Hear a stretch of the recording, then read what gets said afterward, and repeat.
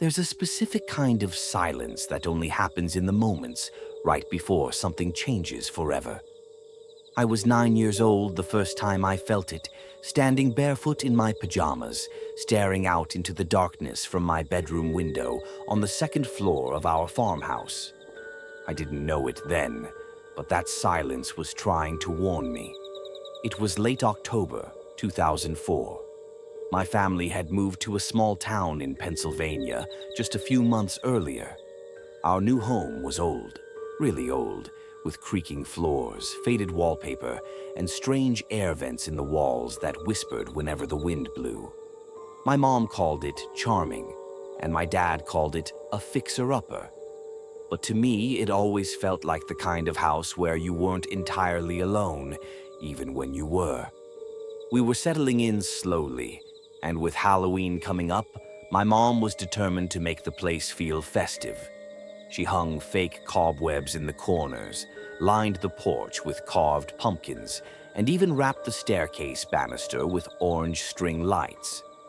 I helped where I could, dragging boxes out of the attic and placing little skeleton figurines on the mantel. My younger sister was too little to care. She was still in diapers, but she squealed every time she saw a ghost decoration. The night before Halloween, we were all busy getting ready for our first party in the new house. My parents invited some neighbors, my mom baked cupcakes with gummy worms on top, and my dad made his famous spicy cider that always made me cough. The whole downstairs smelled like cinnamon and smoke. Around 7 p.m., the guests started arriving. Some came dressed as witches or pirates, and one woman wore a full Bride of Frankenstein outfit that scared the heck out of me. The music was loud, the laughter constant, and for a while everything felt warm and safe.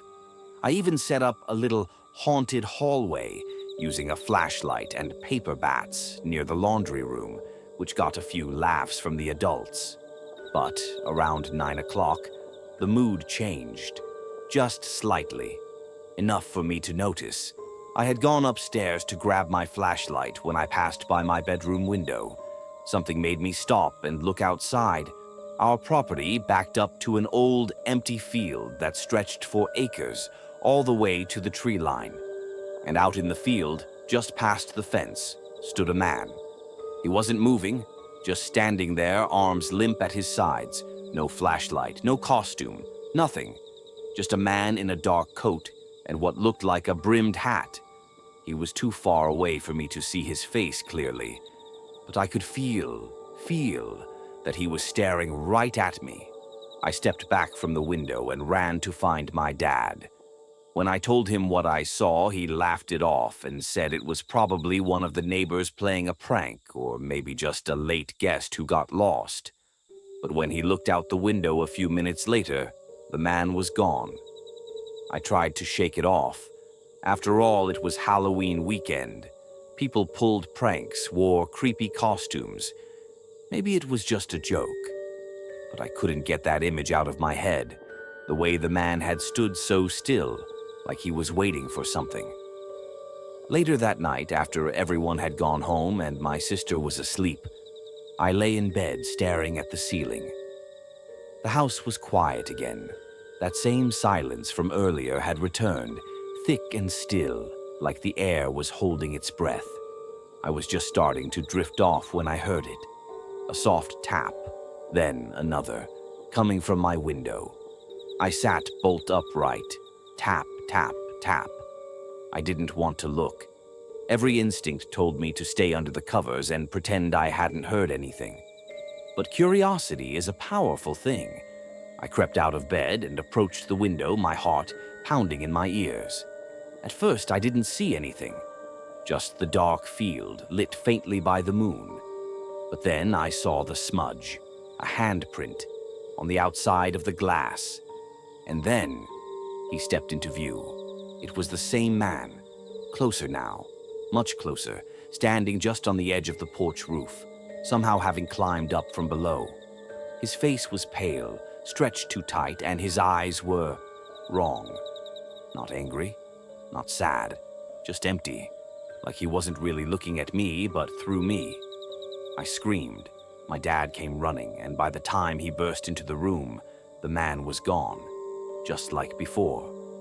The only proof he'd been there was the single smeared handprint on the outside of the glass. The police were called.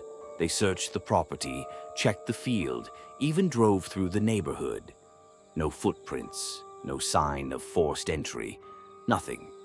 Just that eerie silence again, sitting heavy in every corner. The next day, Halloween arrived. My mom insisted we continue with our plans. "Don't let one weirdo ruin the fun," she said. But I was nervous the entire day. I avoided my room, avoided the windows. Every time someone knocked on the door, my stomach twisted. That night, with the party over and everyone asleep again, I sat awake in bed holding a flashlight under the covers. I didn't want to sleep. I was afraid of what I might see if I woke up and looked out the window again. But I never got the chance, because at some point I must have dozed off. And when I opened my eyes, it was still dark, the flashlight long dead in my hand, and I wasn't alone in my room. There was a shadow near the window, taller than the dresser, still as stone. I wanted to scream, but nothing came out. I blinked hard, hoping I was dreaming. But when I blinked again, the figure was gone. Just vanished. The next morning, I found something on my window ledge from the outside.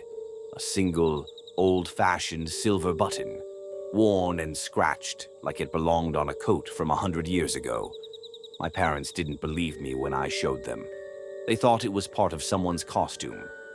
But I kept it. I still have it, actually, tucked in a box at the back of my closet. We never saw the man again. After a while, life moved on. The field grew over. The house changed hands years later. But I still remember that silence, that breathless, unnatural stillness that filled the air just before he showed up. Sometimes when October rolls around and the nights grow colder, I catch myself checking the windows before I sleep, just in case. Because I don't know who he was or what he wanted, but I know this. The man at the window hadn't come for candy. He came for something else. And part of me is still afraid he'll come back. I was 15 when this happened. We lived in a big 2-story farmhouse just outside of town, quiet area surrounded by woods on 3 sides. My dad was a contractor and my mom worked nights at the hospital. So a lot of the time it was just me, my 12-year-old brother Eli, and our little sister Mia, who was only 6. One Friday night in late October, my mom left for her shift around 6 p.m., and my dad had already left earlier that day to stay overnight on a job site a few towns over. It was cold and foggy, and the sun was already setting by the time we finished dinner. I remember the way the wind sounded outside, rattling the windows. The whole house felt like it was creaking and settling. We were all downstairs. Eli was playing a game on his laptop, and Mia was watching cartoons. I was just scrolling through my phone when the power suddenly cut out. Everything went black. At first, I figured it was just the wind. The lights flickered once earlier that week, so I wasn't that worried. I grabbed a flashlight from the kitchen drawer and went to check the fuse box in the hallway. It was fine. No breakers were tripped. That's when I got this weird feeling, like we were being watched. I tried calling my dad, but the signal was weak. My phone kept cutting out.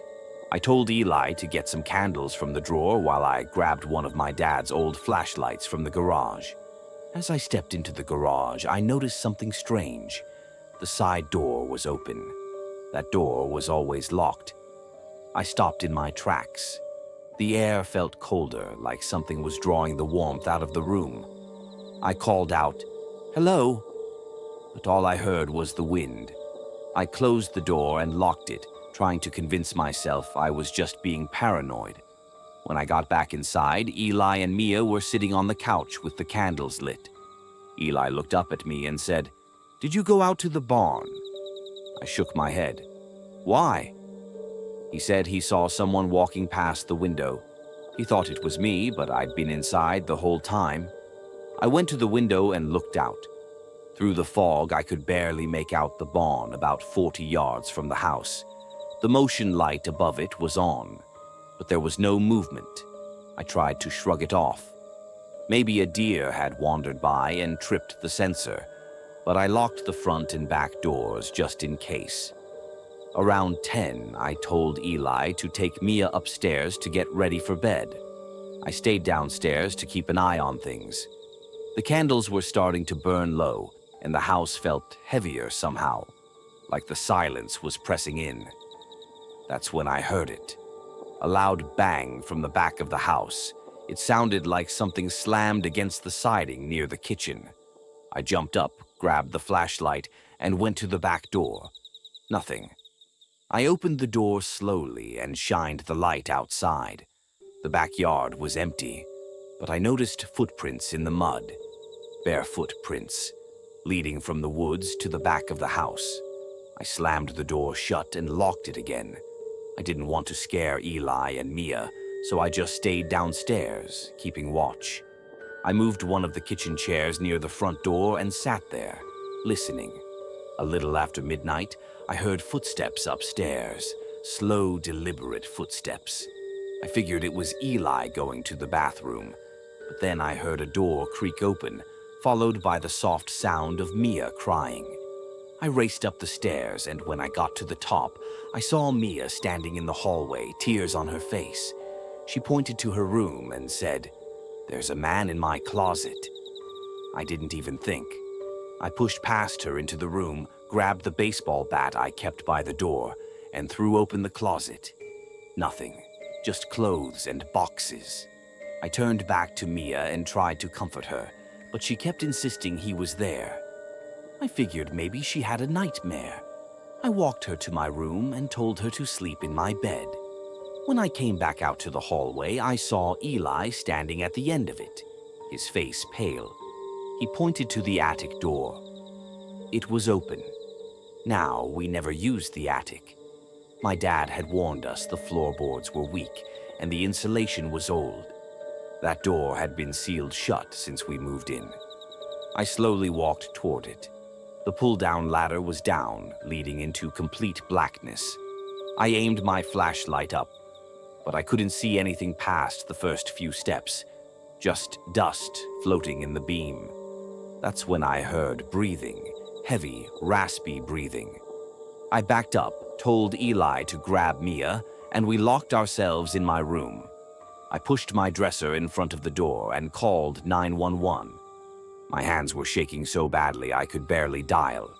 It took almost 10 minutes for the sheriff's deputy to arrive. We heard the car pull up and saw the lights sweep across the wall through my bedroom window. I heard the front door open, then footsteps downstairs. The deputy called out and I yelled back. When I finally opened the door and let him in, he asked if anyone else was in the house. I said no. He searched every room. Nothing. Then he checked the attic. I stood behind him as he aimed his flashlight up there, and that's when we saw it. Footprints. Bare human footprints in the dust. They trailed across the attic floor and stopped directly above Mia's room. The deputy climbed up slowly, his hand on his weapon. A few minutes later, he called down to another officer who had just arrived. Together, they pulled down an old tarp from one of the far corners. Underneath it, there were snack wrappers, a half-empty water bottle, and a pillow. Someone had been living in our attic. They never found the guy. We think he was hiding in the woods when the police showed up. They searched the whole area for hours, but came up with nothing. The scariest part? The power outage wasn't caused by the wind. He had cut the wires himself.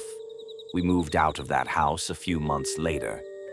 But I still think about that night, how long he'd been up there, watching us, walking through our home, listening while we slept. I still don't know how he got in, or how many nights he spent just a few feet above our heads. When I was 8, we moved to a small town in northern Oregon. My mom had gotten a job offer she couldn't pass up, and my dad, who worked remotely, agreed to the move. We left behind our old suburban neighborhood, our extended family, and everything familiar for a wooded, misty town that felt like it was stuck in a different decade. The house we moved into was a rental. It sat at the edge of a dense forest, the last home on a winding road that didn't even have a name on most maps. It was old, with tall, narrow windows and creaky hardwood floors, the kind that echoed every footstep no matter how lightly you stepped. The backyard had no fence, just a steep hill that sloped into thick trees. The landlord, an elderly man with cloudy eyes, warned my parents that the house hadn't been lived in for years. "Not since the incident," he muttered, offering no elaboration. My parents brushed it off, chalking it up to small-town superstition. I didn't.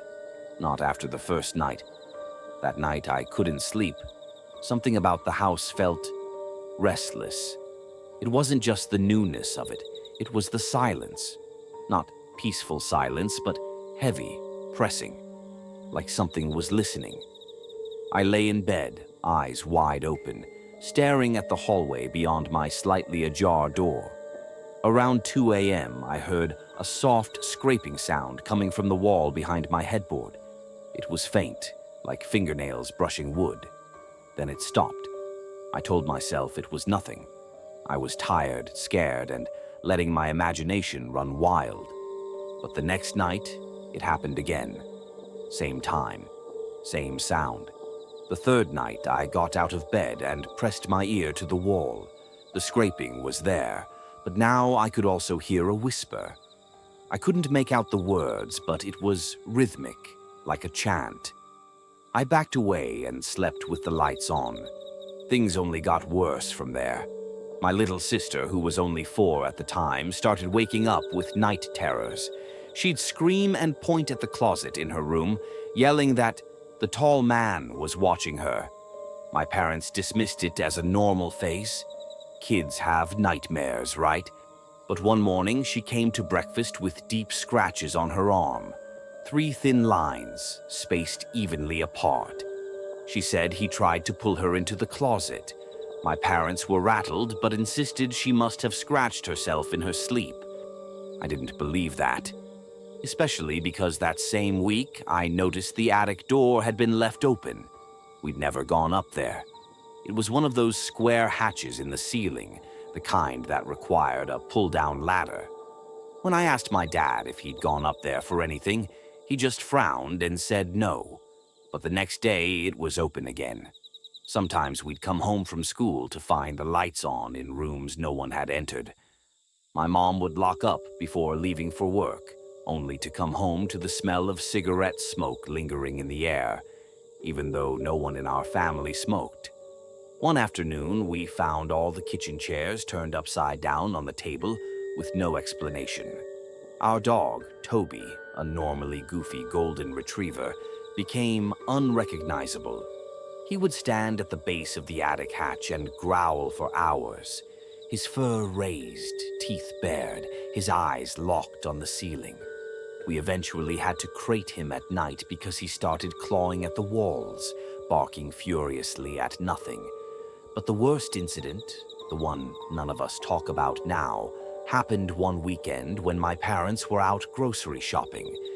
It was just me and my sister at home. She was napping on the couch while I sat in the living room reading. That's when I heard the thud upstairs. It wasn't subtle. It was a heavy, deliberate thud, like something large had dropped or jumped.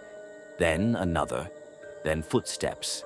Slow, dragging footsteps moving from room to room, pacing above us. I grabbed my sister and held her close, whispering that it was probably just the house settling. But I didn't believe it, and the sound didn't stop. It moved to the top of the stairs, then down, each creak louder than the last. I could hear the weight of it. Not a person. Something heavier. Something wrong.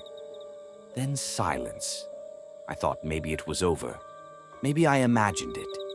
Until the basement door, which had been shut since we moved in, slowly creaked open.